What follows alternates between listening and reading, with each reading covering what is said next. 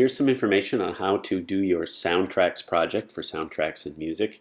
Just want to go through a few things so you have a video tutorial on some of the ways to get around in Logic. So what we're looking at here is I've just opened Logic and I'm going to create an empty project. Logic will open up.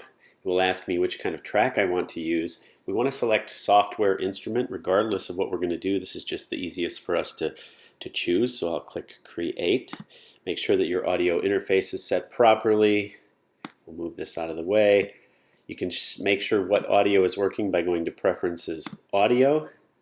And if you're working through the computer, these are going to be one setting. If you're working through the Focusrite or the Scarlett in room 209, these will be a different thing. I'm going to leave mine the way they are. Also going to turn off those quick help notations there. So here is my software instrument track, and what I want to point out to you first of all is that to the left side is the library. This button up here controls whether you see or don't see the library, and that is your list of all the sounds that will be available to you through this software instrument track. So let's just say I pick piano and I pick grand piano. That's the sound that has now been loaded in there. If I play that here using the musical typing, which we'll talk about in a minute, I can hear that sound playing. A couple other things you want to think about.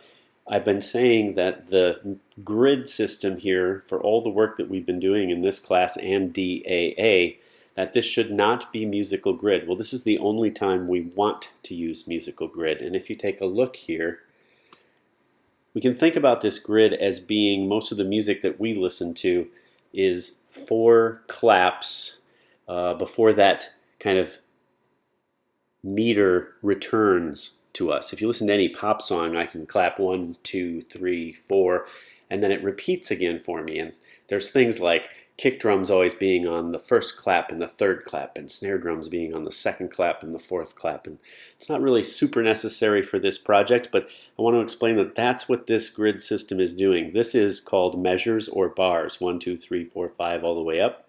And the grid lines between them are those claps. Now I can zoom in and have more grids, but you see my major grid lines are those 4 claps. In this project, you will be wise to make sure all of your notes that you create, all of your loops that you drag in, stay with those special large grid lines. That will make your music much more normal and sound much more what you're used to in kind of Western poppy music. I would also set the display to be Beats in Project. This time I'm going to go to Beats in Project Large so we can just see things. This display here is going to show those measures and those beats. This next display here is my tempo. So if I want to slow things down, I can click and drag faster or slower. I'm dragging up and down to change that number. I'm going to put it at about 100. Let's not worry about time. Let's not worry about key. Those are things, if you understand music and meter, you can change those if you would like to. To record, I can turn on a metronome if I want to. I'm going to try to get my mouse to be bigger there. Yep, there's your metronome. There's count in. So it'll actually count 4 of those claps before it actually will start recording. So if I went to record right now, we're going to hear click, click, click, click, and then you'll start to see the recording happening on this track. Now the recording starts to begin. We see the timeline go across here. Nothing's happening because I'm not playing anything. So if you want to use the metronome, certainly you can. If your piece that you're creating doesn't need to have that, you can always turn that off. Whatever works better for you. All right, now let's go to how are we going to enter our content that we're going to play. To me, the easiest way for some is to use this musical typing. Literally, this is the keyboard that you type letters, emails, Word docs. This is the keyboard that's in front of you all the time. And what it's saying here is that these keys, the letter A through the semicolon and the apostrophe, this makes up a musical keyboard. So if I hit the A key on my typewriter, it plays that note, which happens to be a C. It's not important that you know what these notes are, but you can see that this has the white keys and the black keys just like a piano.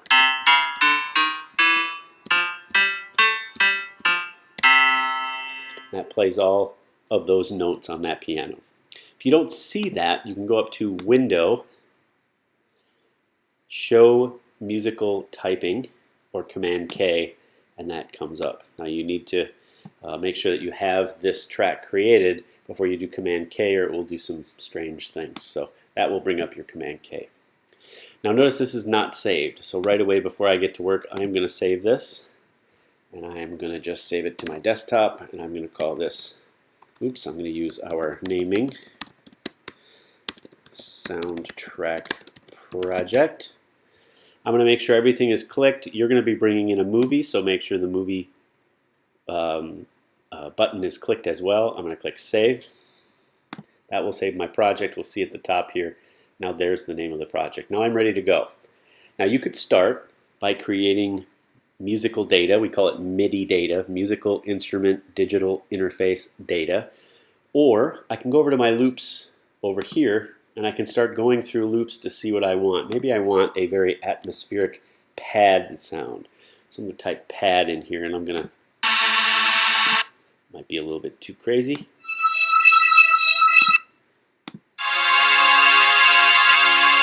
So these are all loops that I can use. Let's go to something very,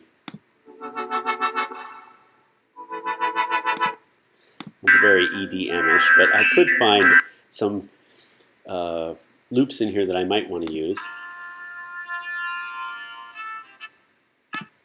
Maybe I do, maybe I don't. If I want that loop, let's find something a little late night synth pad. I can take that loop and I can drag it to anywhere but that track that I created, and it will drop into my program. It says, do I want to import audio tempo data? I will, because then I can change the tempo up here and the loop will adjust as I change my tempo. So I will import that. And I can drag in a ton of different loops, and maybe that's the way that I start this composition. You need to decide. Your composition is probably going to change over time while you watch that video. It's not just going to be a couple of loops and then loop them all the way out from beginning to end. To play them, I'm going to hit return and spacebar. Maybe in this case, just for demonstration, I'm going to put this as one additional loop so that I can do some recording up here. All right, so how can I get some notes up here from the instruments that I play? Because remember, you have a certain number of tracks that you have to play into this project that you have to play yourself, and they can't be percussion, they have to be melodic. So if I just return to the beginning, I put on my metronome and I just go ahead and I play. I'm going to change something here. Let's just make this a different key so things are more normal. Okay, let's hit record. You'll hear it do the count in.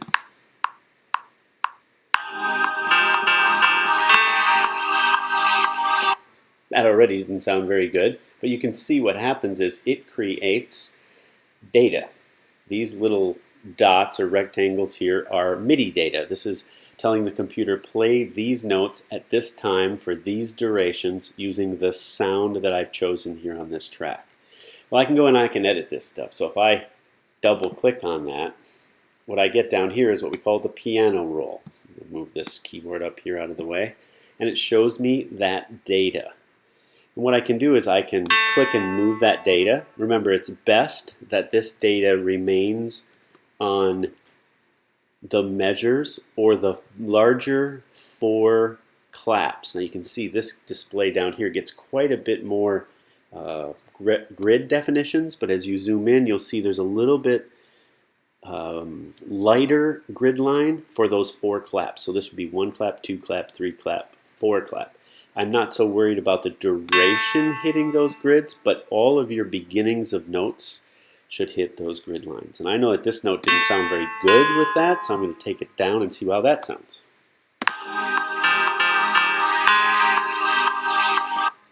Okay, not so bad. I could even loop that if I wanted, and then this up here, this yellow line up here creates what's called a cycle region, so it'll keep going back and back. We use those for ADR.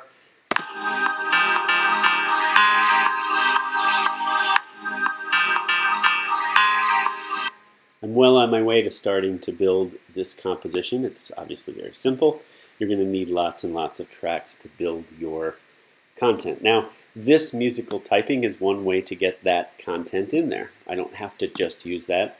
Notice down here in the piano roll, I have tools as well. I like to work with these set of tools, a left click pointer and a right click or command click pencil, so that if I come into my original file and I hold down my command key, see it changes to a pencil.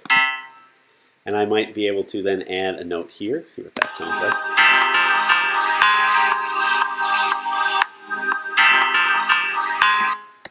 Not horrible.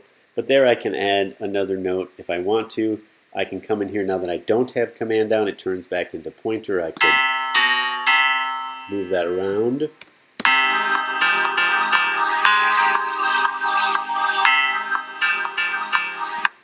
Notice that the loop changes as the original clip changes. So any change I make in the first one will happen in the loop as well.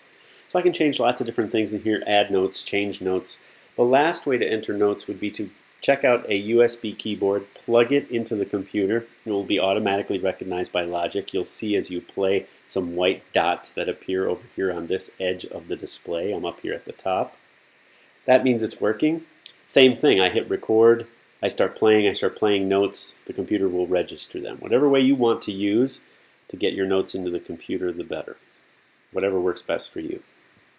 Now there's one last thing about the assignment. I want you to add what's called tempo data or a tempo map, because I want things to speed up, slow down as they need to do it. So right here, this button up here is called Global Tracks. It shows and hides the global tracks. If I click on that, we can see that I have arrangements and markers and signature and tempo. When we get to Foley and to our final project, we're going to be looking at markers. But here's tempo.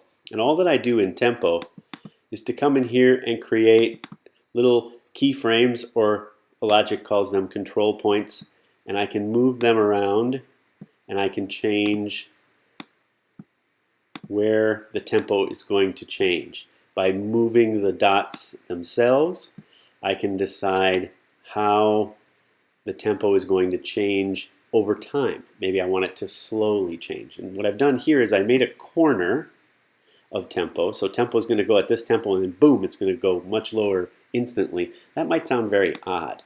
So if I take these two, and I take this one and make it a little bit farther out, and I take this one and make it a little farther out, what I can do to this corner is click and drag diagonally, and it will move that tempo curve and make it more gradual, and it will give it a curve to it instead of a straight line. So you can play around with that. There's different ways then to highlight this and to copy it and paste it in other places. I'm not so worried about that.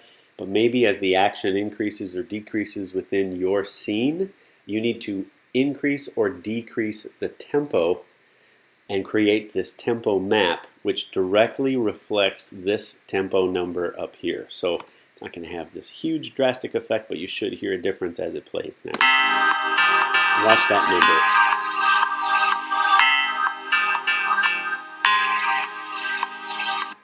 You can hear it went kind of quick because the metronome there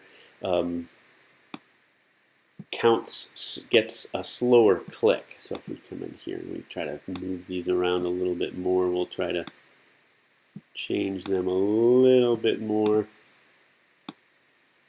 Drag that out and make that more. So now maybe we'll hear a more gradual.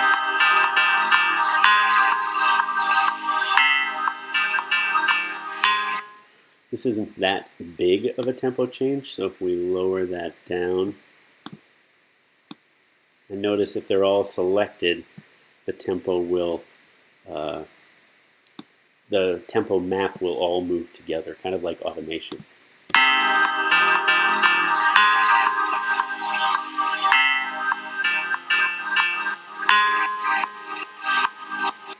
So you can hear that sound slowing down as it gets in this lower part of the tempo map. So I want to see that you add a tempo map to your project. Have fun.